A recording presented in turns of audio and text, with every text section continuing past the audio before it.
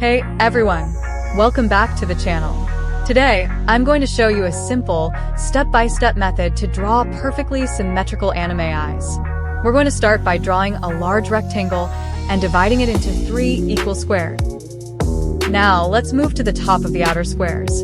Draw a thick, curved arch for the upper eyelid. Notice how I'm tapering the ends to make them look like thick lashes. Next, we'll add a smaller, flatter curve at the bottom to define the lower lid.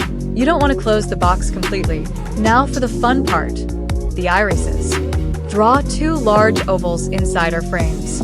Once you have the shape, add 2 small circles inside. To give our character some emotion, let's add the eyebrows.